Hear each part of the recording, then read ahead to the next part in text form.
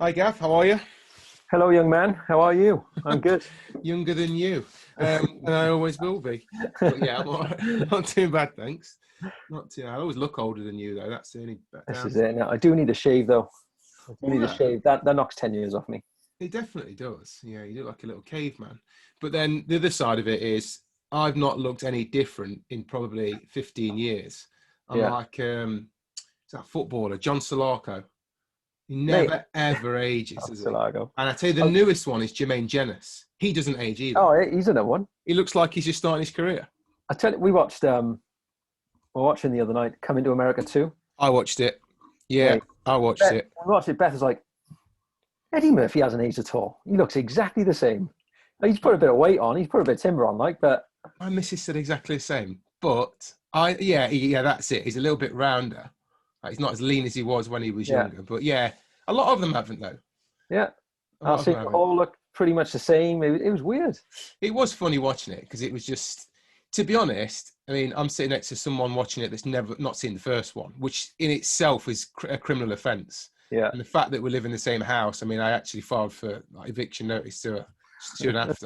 I was like, you just can't live with me. But she couldn't laugh at any of the jokes. And it wasn't that the jokes were necessarily funny. It was because they related back to the first one. exactly. And that's the problem. And it was a bit like watching one of those sketch shows on like Saturday Night Live in America where they just do a little sketch to, I don't know if you ever saw the one where they brought back Marty McFly and the doctor from Back to the Future when it was the anniversary. Right. And the DeLorean came in and it was like, wow. And it was just more like they were dressed exactly how they was in the film. Yeah. And it was just seeing that flashback. It just brought back those childhood memories. And I think Coming to America 2 is exactly the same for me. Yeah. As soon as it Like, started, it was just the I've seen memories. some bad, like people going, "Oh, it's rubbish. It's this, it's that," and then I thought, like, I got to watch it. I got to see what it's all about. It is And rubbish. you have to enjoy the first one, That's and it. then Yeah. you're remembering what they did in the first one. Yeah. Like at the end when he brought out the Randy Jackson, mate, I Yeah. lost it. I was gone. That was one of the best bits. And we've I just was gone. ruined it for everyone that's not seen it. The only Like thing even that, though they're all dancing, like, do you know what I mean? It was class, mate. I lost it. it was funny how the dad kept referring back to, we're not McDonald's, we're McDowell's. That was funny. The only thing as well, I thought, oh, they've missed it because they had like we have definitely ruined it for anyone that's not seen it. The fighting with the sticks, like Yeah, at the beginning, the first one. But then the other bit that was funny, sorry, that they could have put in there was what I wanted was the Soul Glow. You know, the advert for yeah, the yeah, yeah, hair yeah, stuff. yeah, So that bit was always funny for me because yeah. back when I was younger and I did have hair, I had this little bit of wet look gel that I used to put in there, and I had the curly hair. It wasn't quite, Wasn't Soul Glow it wasn't material. quite so, yeah, it wasn't quite that. It was more like, a darker version of David Luiz, the footballer, but it was still funny. But But yeah, the barber shop, mate, that's the one for me. the barbershop are brilliant. That was Absolutely brilliant, brilliant. That's all definitely. I wanted to watch it for. I Yeah, wanted to just see what just to happened see in the yeah, barber they could shop. do a whole sketch. They could do like a series, couldn't they? I tell Yeah, you what, we're onto something. tell me, mate, they could do a They series of could that do a easy. series of just that barbershop. Yeah, You can make a killing. yeah.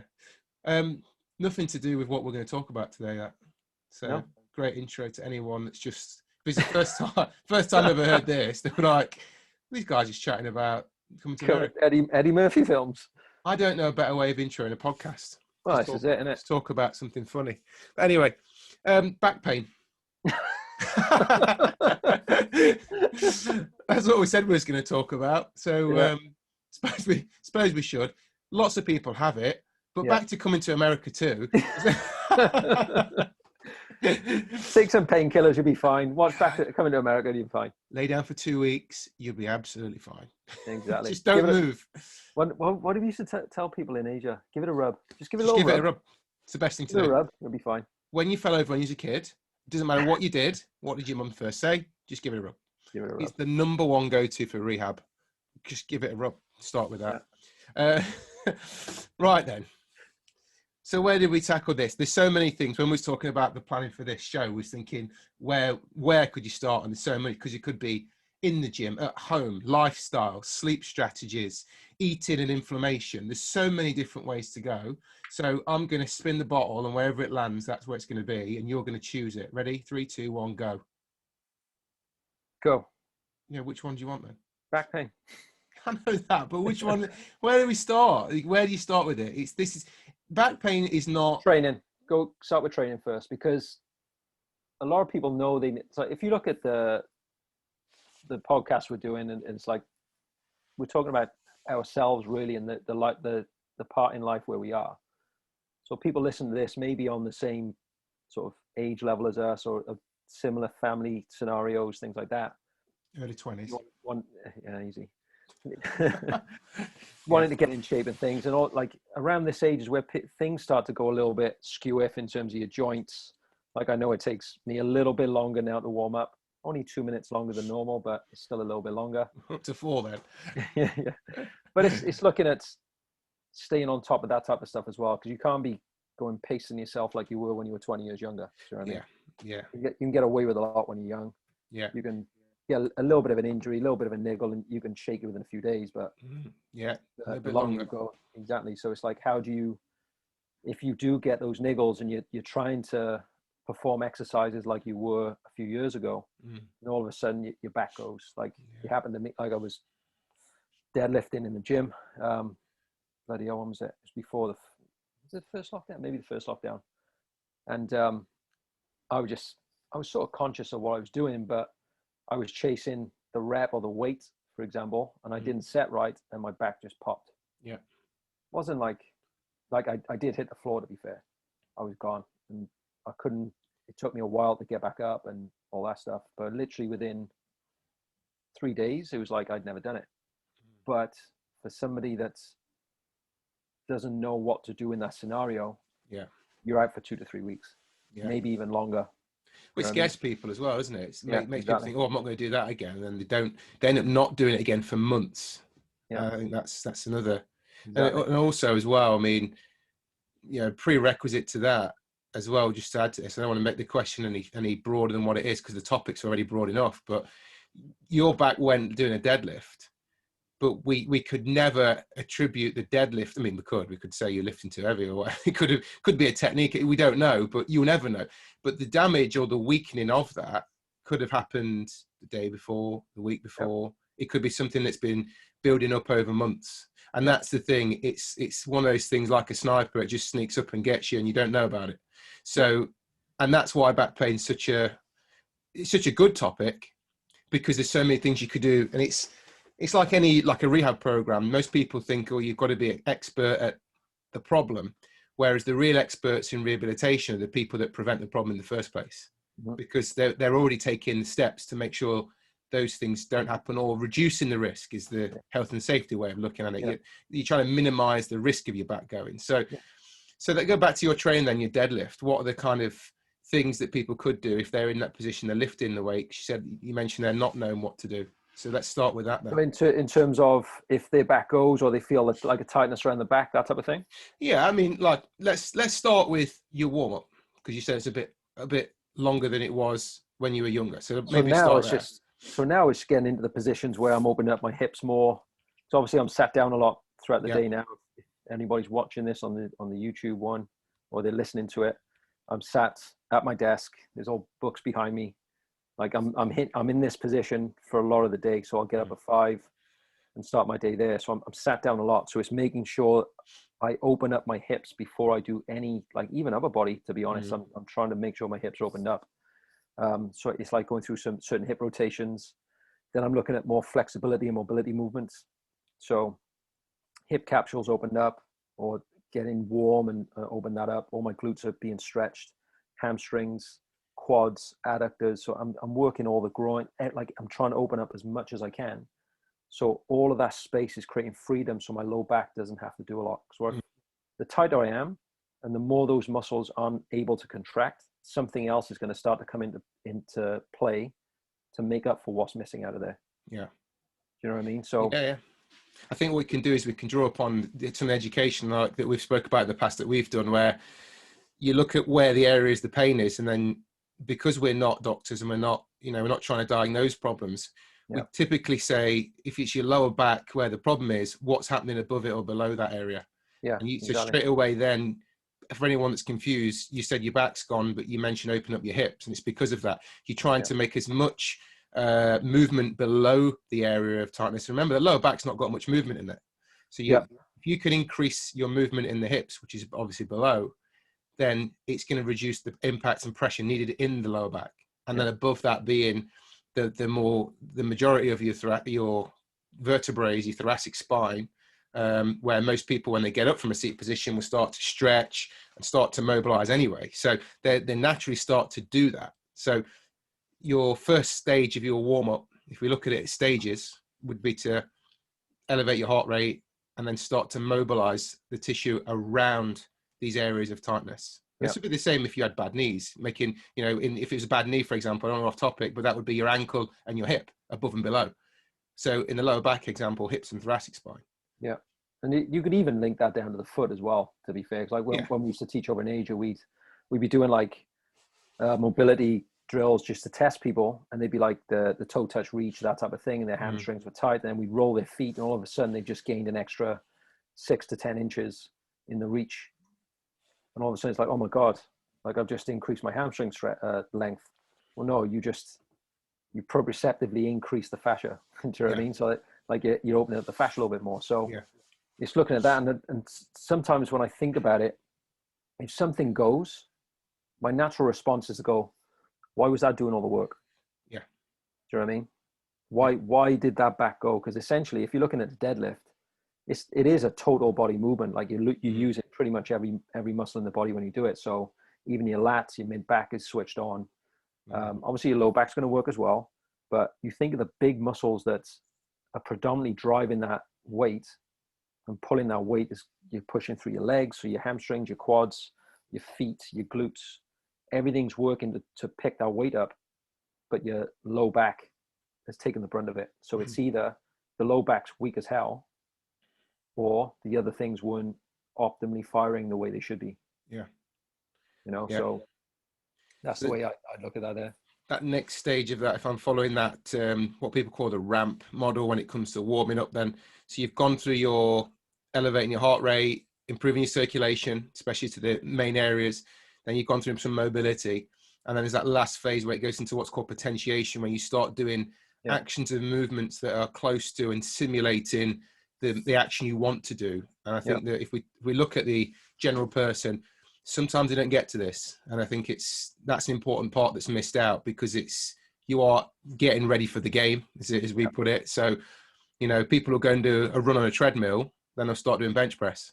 Yeah. And then they don't, not saying the run on the treadmill isn't important, but what they're not doing is then starting the warm up that's specific to the bench press. Exactly. So it's going through the movement that they're going to do with lighter weight. And then so it's like you mentioned, there's like obviously the ramp system, but it's like ramping that weight up slowly.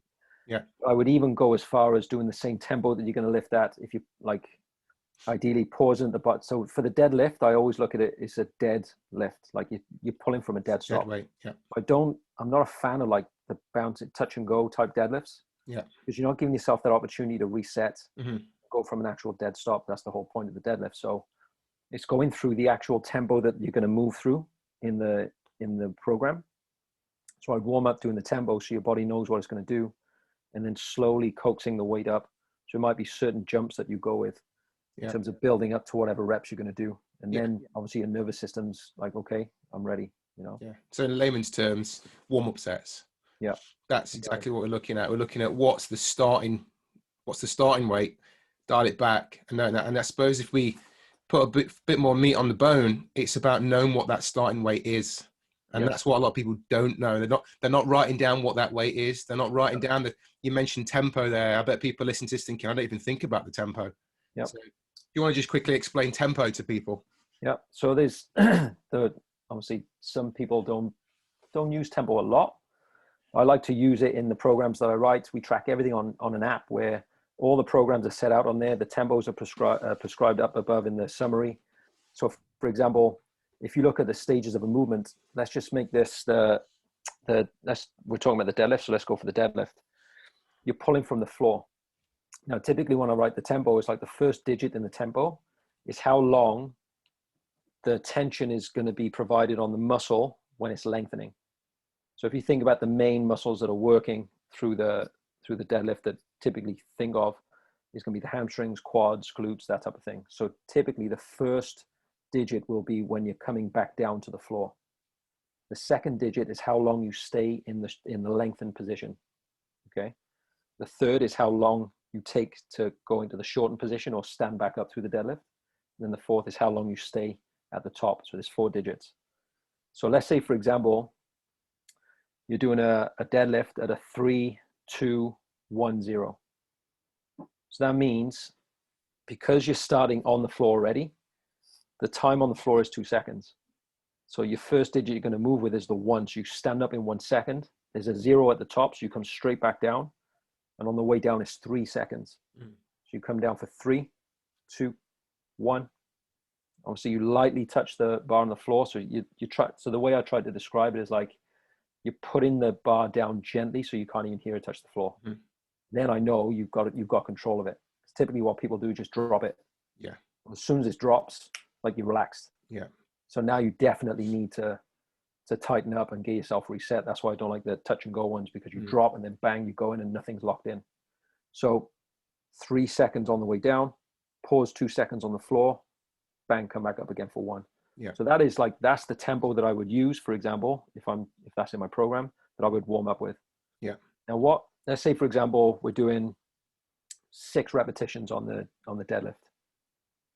What people would typically do is they would do 6 and then keep ramping the weight up at 6. Ramp the weight up. And so let's say, for argument's sake, you're going to do 100 kilos for 6. Yeah. People might go 40, 60, 80, 90, 100. So yeah, quite a few warm-up sets, but they keep doing 6 reps. I do it the other way, where you might go 6 reps of 40, and then when they start taking the weight up, the reps start coming down. Because if you know your numbers, you know you could do 100 for 6. Well, you know that already. You don't need to warm up to it. You just need to allow your body's nervous system to know it's going to get heavier and go through the actual technique with the tempo, so it knows what it's going to do. And then all of a sudden, bang, your first set is 100 kilos. Let's go. Yeah. So you're not building up that pre-fatigue already. You're going in a little bit fresher. Yeah. And just linking that in then to the back pulling. Yeah. Because what we've spoke about already, just to very quickly review, the ability to warm up, then the ability to know what you're working at and what speed you're working at. Because what you'd mentioned then about knowing your numbers and then decreasing the reps so you're not pre-fatiguing, that's also an issue or a common reason for people hurting themselves. They've overworked. They've not worked out the numbers. I mean, I'm going to relate it to something very quickly and I'll come back to it, but I was listening to something with the FA are doing about people heading a football. I know me and you're interested because of our background and hobbies of being football, but what they were saying is the amount of repetition of people heading the ball in training they're linking it now. 1 in 3 professional footballers will develop a brain-related injury, a disease, and they're looking at dementia and those kind of things. Now, the way I'd see it, and I've gone through some coaching badges, not all of them, but I have friends that are coaches, and one of my friends that coached me is now in the Football League coaching professionally. So I've always been around that as well, and St George's Park's not far from me, so I won't name drop or anything else like that anymore. I can do if you like. Now, what that comes down to for me, because I link coaching to coaching being football, or whether it be in netball, or whether it be in a gym, is coaching. Yeah. A coach should know the volume of what you're doing. This isn't down to we should ban heading in training, because heading's a part as a skill related action, just like deadlifting is, or bench pressing, or running on a treadmill. They're all skill based activity. But if you're not in control of the amount of volume that you're doing, it will lead to, in our podcast, back pain or injury, or in the football example, brain related problems or issues, concussion, and all those things come into play. That's bad coaching. That's not necessarily the skill. We're blaming the result. You're heading the ball, you're going to get a brain disease. That's not what they're saying. They're saying is that in training, you're spending 2 hours doing set pieces where the defenders are just heading from corners or from free kicks. Yeah. The volume's too high. And that's not, I don't see that any different to someone going to the gym and saying, I'm going to do 100 squats, and then I'm going to do 100 pull-ups, and then I'm going to do a run on the treadmill for 10 minutes. There's no control over that volume because they don't know what they're doing. They're just trying to be someone else on a leaderboard or an app, or trying to get points. That's not worth it. There's no skill related. When I see those, I see one on Instagram all the time where they put the alphabet and next to every letter they give an exercise and reps. They say, spell your name. Oh yeah, it's pancake day. Spell pancakes, then just do 10 burpees and 60. Yeah. Look, I get the competition and gamification, and I get the engagement piece, the psychological. I like that people want to change their workouts. So I get all that. Okay, but we're not at that level, if I'm totally honest with you, and I don't want to be at that level. I would see my ability and the money that we've spent on education, I've been a lot higher. So let's just put that out there right now. Like, what we're talking about now might seem, you're just talking about decrease the reps, increase it. It needs to be like that. And I think if we keep cutting corners, I'm on a bit of a soapbox now. We keep cutting corners, we're never going to get anywhere with health and fitness, and the obesity epidemic is going to get worse. People won't ever know what good looks like because we keep telling them just do anything and it will work. No, it doesn't. Because if that was the case, then what we're seeing now is more people are exercising than ever before. But the epidemic of obesity is not getting any better. It's getting worse. Yeah. More people are getting diabetes than ever before. It's not getting. So you can't tell me that by just doing more exercise regularly is good for you. It's an amateur way out. It's an easy way out. It's not. It needs to be structured. It needs to be well programmed. Because otherwise, it devalues our roles as good coaches. Yeah. Boom. How about that? President. I don't answer that. That's pretty good, mate. You don't need to. You just need to say, let's start a crowdfunding page, Marvin for president or something. I don't know. No, take over after Boris, mate. You're sorted. Well, anyone could do that. Right. To be honest, I don't think anyone would want that job. But you're right in terms of the programming aspect as well, because like I think I mentioned to you before we came on just now, it was like a lot of questions I've been having was like, how do you improve reps for your exercises? Yeah. Right. So it's like some of the people have been messaging me through on Instagram. It's like, I've been doing this exercise for a long time and I just can't increase the reps on it. Right. So let's say, for example, it's a chin up. Right. So everybody wants to get good at chin ups. Like females, it's a lot of the females that send me messages. I want to be able to do a chin up or a push up or whatever. And it's like looking at how do you improve repetitions on that? Well, you can't just keep adding reps on reps on reps. Do you know what I mean? Yeah. So let's say that if you look at the fundamentals of program design, the number one thing to improve is strength. Strength is the mother of all of the qualities of resistance training. So hypertrophy, strength, endurance. If you're not strong, you can't get in strength endurance. If you're not strong, you can't put more muscle mass on. But you could potentially, if you're not going to go low reps, there's other ways to do it. But if you can strategically put in strength training where you're going into the low rep ranges and improve your predicted 1RM, let's put this into numbers context so it can make sense a little bit. Let's say, for example, you could chin 100 kilos, or let's say bench press. Everybody loves a bench press, right? Bench press test. So you could do 100 kilos for 5 reps. Okay. Now, typically what you could do for 12 then would be around, say, 15% less than that.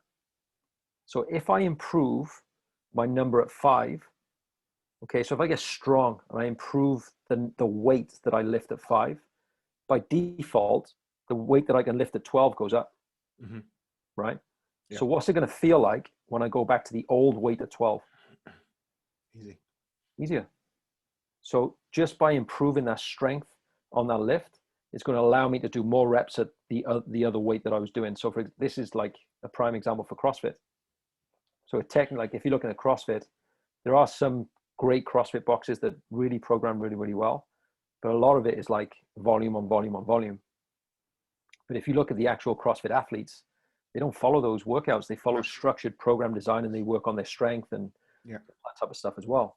So for argument's sake, if I'm going to program something in, there's going to be phases where I'm going to take somebody into lower reps. And then there's going to be phases where I give them higher repetitions. So if I improve their amount of load that they produce on a lift, the next phase, I might do higher reps at that. So I start to condition them for more volume. And then over time, they go back to whatever they were lifting before. It's like pop, all of a sudden they can do 25 reps out of it. Yeah. So there's strategic planning that goes into that type of stuff. So that's a little way to think about it. And then it's like, well, I don't enjoy just totally going low repetitions. I find it boring. Yeah. Okay, well, how many sessions a week could you do? Because there's ways we can split it. There's like concurrent ways you can do that. So concurrent just means you're doing 2 different things in the same week. Yeah. So you could focus on your first 2 days of the week where you're focusing more on strength. And then your last 2 days of the week, you're focusing more on metabolic conditioning stuff. So now you're hitting 2 birds with 1 stone. But you have to know where you're going with it. So you can't just keep going, like hammering it, hammer and tong type of thing. Eventually something's going to break down. Yeah. So it's knowing how long you can stay at that and then back off and then go hard again and then back off. So that's where like the way I program is more in like accumulation and then intensification phases. Yeah. Go in and out of those. And then over time, if it's programmed correctly, which essentially program design is just maths. If you work out the maths, it's going to work. If you can get the client to stick to it. Yeah. Right. So that's where the coaching comes in. The consistency. All right then. Cool. So I think we're good with the gym side of things. I think just people need to be a bit more housekeeping on the way they prepare, the way they do things in terms of technique. You know, Following a structured program. Well, yeah, it always comes down to that. The amount of people that don't just follow something with structure. And when I mean structure is in what we spoke about, not download one online from a magazine company with any coaching that comes with it. I think that's the thing. We need to make sure it's done the right way and delivered the right way, and just get a coach. You know, I think the other thing is a lot of people don't get personal trainers or coaches, whatever we want to, title them as, because they think you have to sign up for this 10 pack or so many sessions. And sometimes, it's a bit like going to an osteopath or a physio. Sometimes you might need a course of treatment if you've got a problem, but other times you might want a maintenance session where you go in for it at one session and just get some help with technique. Because these gyms that are packed with mirrors at the minute, and it's a pet hate of mine.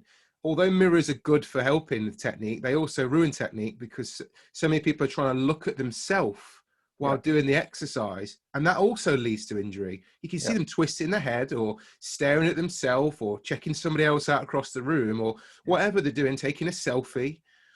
They can actually hinder training massively. I always said that if I ever open up a gym, I just wouldn't put mirrors in there because it also devalues my ability to coach you correctly. I'm there for that reason. You don't need to check it. So I'm on a good one today, aren't I? Loving it.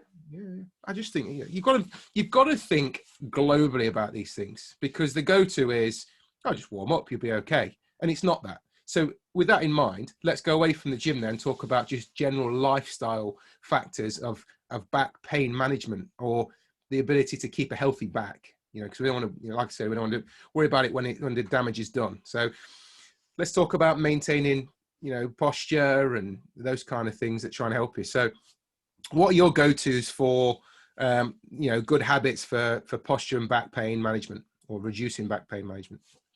I honestly think stress management is number one. Yeah. Number one, because when you look at the fundamentals of, like, let's say somebody's highly stressed. If you look at what happens when stress goes up, cortisol goes up, that cortisol starts to vasoconstrict or shorten down or close down the arteries, the blood vessels, that type of thing. So everything starts to constrict up. So if there's lack of blood flow to a certain area for whatever reason, is that muscle going to be more pliable, or is it going to be stiff? Exactly. The colder it is, the stiffer it's going to be. Yeah.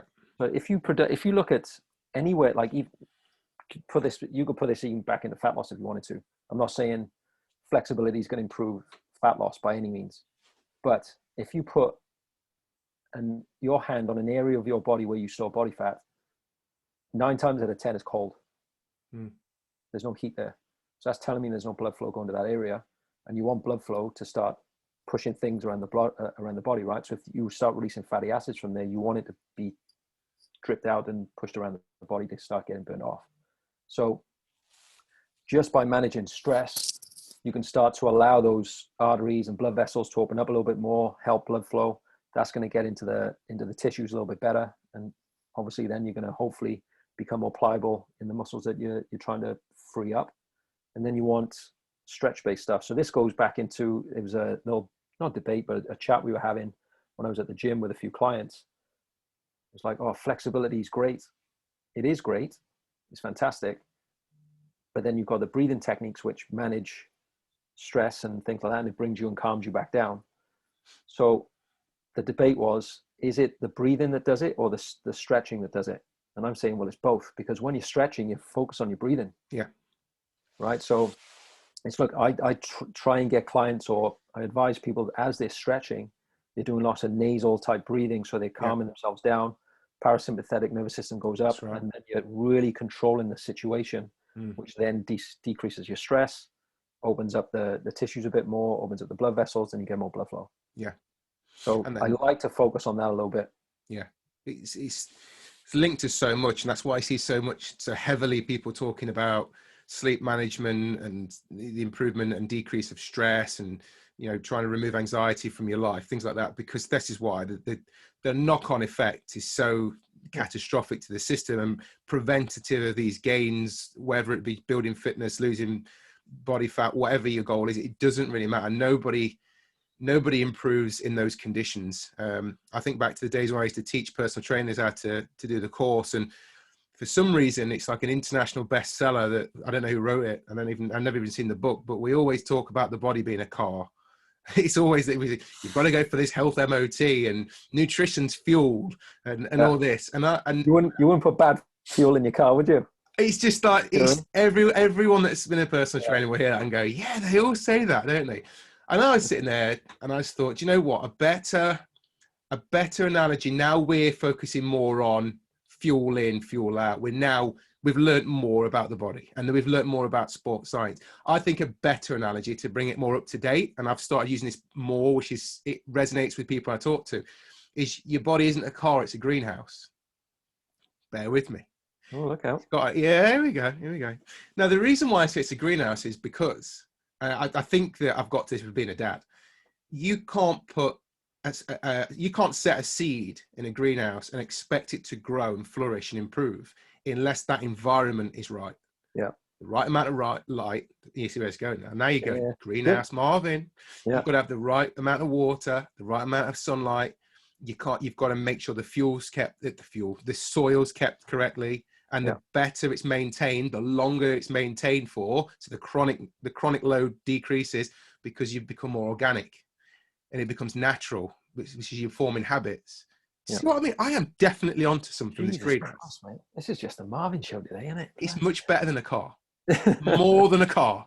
Move over Tesla, right? This is Marvin's greenhouse, and it's more environmentally friendly.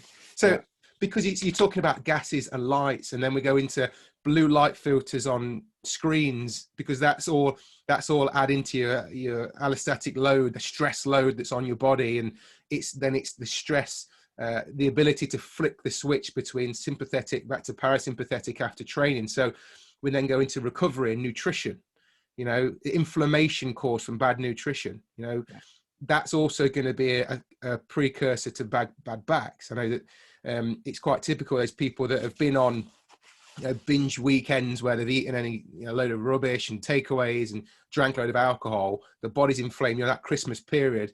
Or they start exercising again because they think, I've got to do something to get back into it. And then, oopsie daisy, then you've hurt your back. Your knee's gone. And it's because the inflammation in your body, people always say to me, I've been out of the weekend, I've ate this, I've drank that. So all I'm going to do a detox. And I'm going to go running the next day, and I'm going to flush it out. And I'm like, do you know the best thing you could do? Sleep it off. Get yourself back to normal. Let your parasympathetic nervous system, your central nervous system reset, because going and doing then hard exercise on top of that, it's a double negative. Poor internal health, then poor external health. You're only leading one way, which is down a dark alley. It's not going to flush out the alcohol. It's not going to flush out your pizza, right? That's got to reset and digest and go through and be processed. The best thing you can do is make sure your greenhouse is kept and maintained. You've got nothing on that. That was all right. That's not even in a book. That's in no book. Yeah, right. In trademark it now. Pure in my brain. The new car analogy. Greenhouse. The greenhouse is the new car. But anyway, vegans will be happy, won't they? Natural Marv. But anyway. No, it's right though. It's going back to that stress thing. It's 100% right, mate. Like, you start managing that. Like, even you look at like the more you can chill, especially in the evening, the better sleep you have, the better everything's going to work. Yeah. The more you can recover, the better your blood sugar management, the better your hunger hormones, satiety hormones, the better you sleep, the better that is. So that's going to have a knock-on effect for the next day. So putting things like stretching and stuff and those breathing things, putting that towards the end of the day. So it's like maybe less TV, maybe you go stretch or not in the bath, but before you go in the bath or after your bath, have a hot bath. Like, how do you feel after a hot bath? I'm like, chill, I want to go to sleep. Unbelievable. Once I learned about Epsom salts baths, it was just, I mean, at the time I was playing football, semi-pro, so I was training 2 or 3 times a week, games at the weekend. I was working in a gym, so I was training on top of that, teaching classes. I remember pre-season, I'd teach spinning or indoor cycling or whatever you want to call it. Then I'd get in the car, drive 40 minutes and then do pre-season training and still beat everyone. Yeah. Going back to your first comment about being younger, you could do it then. But then once I started getting older, I was like, how am I going to recover from this? And it was the Epsom salts, the magnesium sulfate in the Epsom salts that was helping me to unwind. It was getting me through it. I had to go to that. So yeah, back to your answer. I felt amazing after it. Once you get that routine. Exactly. So it's putting things like that in place where you calm yourself down at the end of the day, because people automatically think that more is better when in terms of they're trying to get in shape and this is where obviously the back pain thing comes in, because the more they do, the more they're going to break down. So people tend to think less about the recovery aspect, and it's like go, go, go, go, go, because it's all like they got to lift heavy, they got to do running, they got to eat in a calorie deficit. Like people think about that as well. That's a stress on the body too. Like the harder you diet, that's more stress. Yep. So it's looking at how it's going to be able to be managed so you can recover from it and still go again next week. Do you know what I mean? So good, like trying to round it up. So we talked about back pain, but we talked about a lot of other stuff as well, which can contribute to it. So I think if you've got a good set periodized program that you know where you're going with it, and it's got an end goal of what you're trying to achieve, you know how you're going to warm up for each workout correctly for the movement patterns you're going to do, and gradually warm up to that. I think from there, whatever your training routine is, you need to fuel it. Make sure you're eating right to fuel it, but obviously stay within a deficit if you've got fat loss in mind. I wouldn't do a massive deficit in terms of that if you're training quite hard. And then looking at putting recovery strategies in. So where you're going to place your flexibility and your maybe meditation or hot baths and things like that, maybe towards the evening, and making sure you're focused on your sleep as well. And 9 times out of 10, people that get into that type of rhythm and pattern, low back pain tends to be sort of not non-existent, but it's very, very minimal. And you decrease the risk of it coming in. Do you know what I mean? Yeah. And that's a good way to summarize it. It sounds like you're saying people need a very well-structured program in the gym, but they even need an equally good one when they're out the gym. They've got to have that routine at home. Recovery routine is just as important as a training routine. Yeah, people have to take them both into consideration. So, okay. So last little bit of fashion. We don't normally talk about fashion. Okay. Now I know nobody's paying us for this, so it doesn't really matter. And if they want to, then we'll take anything. Bitcoin. What type of fashion are you talking about, mate? Because footwear. Footwear. Okay. What was you thinking? Handbags. Well, Beth's like, you still got these boxer shorts. I'm throwing these out. This is crazy. And I never, you know what I mean? Lads with boxer shorts. That's international. They don't wear out, do they? Boxer shorts on men, they just last and last and last. It's like you get attached to your boxer shorts. Like I had a good PB in those boxer shorts. I know they got holes in them, but I PB'd my squat in that, so I'm going to use them. We started off this podcast talking about TV shows when he was a kid. You remember when the Fresh Prince of Bel-Air, he wore his lucky drawers? Mate, the kids are watching it. We got reruns going on. They love it. Timeless classic. Absolutely brilliant. I used to go when I was a bit younger. When I first met Emma, my partner, we started going to these music festivals. It changed my life really, because I was always like, I'm not camping in a muddy field. And then eventually you're like, we're taking a caravan or buying a caravan. You get well into it. It's really good, and you could see so many. Anyway, at the end of it, was these questionnaires. Who would you like to see? I always used to put Will Smith. Yeah. If he came out, right, if he headlined Glastonbury, and he came out and he did Men in Black, you can't tell me everyone's not got goosebumps. If he did dance, right? You can't tell me if he did Wild Wild West and Getting Jiggy with It and Miami, and then he dropped Boom Shake the Room, Summertime. This Summertime. guy's going off, and he finishes with the Fresh Prince of Bel-Air anthem. You can't tell me Glastonbury wouldn't be absolutely rocking on that day. It'd be brilliant. Anyway, Mate, I'd take that this year. Bloody hell. I can take anything. I'd take a homeless man with a banjo in the back garden. I'd take anything. You just can't come in at the minute. Right, there. We wanted to finish with fashion. Footwear. Yeah. What's your go-to for footwear for training? And in the gym, we're talking about back pain. And I think that we've not talked about the wonky table analogy of it's the feet that make the table wonky, and a lot of that comes down to footwear. So what's your personal favorite to put on your trotters when you're exercising? I used to back in the day. I was in obviously the barefoot stuff. I think the closer you can get to the ground, the better. Yeah. With certain things in mind, you can't, let's say for example, people go barefoot training and they'll just try and go and run 10K straight off the cuff without breaking into it, and all of a sudden they can't walk for 2 weeks. Yeah. So there were Vibrams where you put your toes in, and those back in the day. But my favorites right now, Vivo Barefoot. Yeah, they're a phenomenal piece of footwear. I know they've got. I think they even do kids stuff as well. Yeah. They do stuff that you can train with in the gym, be it more rugged, sort of like outdoor trail shoes, trail stuff. Yeah, the stuff you can use in the gym. There's even fashionable ones you can wear with trousers and jeans and things like that. Yeah. So it's just, but the thing I like about it, it's like it hasn't got the toe separators in there, but it's got a wider front part, so it allows your feet to move. Whereas if you're looking at the shoes nowadays, where they're quite close at the bottom, they're jamming your toes together, doesn't allow that freedom of movement, so all the bones can't rotate properly. And this is the gunked up stuff. That's why I linked the low back pain back down to the foot as well, because the foot can have a big part. Yeah. If that foot doesn't move well, that's not gonna allow that chain reaction up the hip, up towards the hip, and then obviously you're gonna get locked up low back. So we can go into more detail on that another day maybe. But I think the Vivo Barefoots for me are the ones, mate.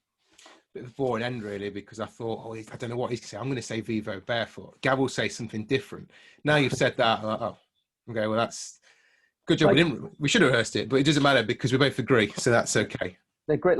To be honest, I like to use them as much as I can. Yeah. If I'm squatting heavy, and I'm doing big lifts, or I'm doing some Olympic lifts or something like that, then maybe I'll be looking at some Olympic lifting shoes, something like that. But typically, generally, it's Vivo Barefoot as much as possible. Definitely. Okay. Well, we agree on that anyway. I think we agree on most things. Definitely TV shows. Anyway, but I think that was a good episode. I think that people can pick out the bones from that conversation. There's so many nuggets there of information, things you can be doing, and sort of almost like we've told you off as well about what you're not doing. So I think it is a combination of everything. I think, you can't cook a meal without having all the right ingredients. And if you're looking after your back, you've got to have all the right ingredients, and there's no one-stop solution. I think that's the closing thought for it. So anything else you want to add to back pain? No, I think we covered quite a lot. If people do have any questions on it, or we've said something that's sort of they need more clarification on, or it's given them more questions, then just fire through to us. Yeah. Find us on social media or whatever platform they need to get hold of us on. And get any questions and we'll get them answered for you. Yeah. Likewise, if you want us to answer, me and Gav are from a delivery of education background, and we're trying to deliver this in a way that we can, rather than just give you the raw science, we're trying to attribute it to something. Like you used the deadlift as an example, so if there's an example that you want us to attribute it to, if you're into a sport and you say, I don't quite understand it, we can relate it to that sport. So because the other thing is, the danger is if we always link it to deadlifts and bench press, then people start going, they're talking about bodybuilding. Like, it just frustrates me when that happens, because you've got to see the wood for the trees, and you've got to be able to differentiate that we are trying to link the science to something that's believable and achievable and realistic. I think that's what's came across here. This is every day. It doesn't matter whether you're running around the globe or you're lifting weights in the gym. This is just, or even not doing any of those things. So Nice one, Gav. Good topic today. Great chat. And Good next time, make sure you watch another movie, and we can start it off with another movie review. Done. I think we need to make that a little ongoing thing now. Could be a feature. Could Mate, be a feature. I've got some gardening to do. Marvin, Gardening World with Marvin is coming out very soon. You can get it on box set. You can get it on Netflix. And the Marvin's followers just gardening tips. Right, we'll see you on another episode. Thanks for joining.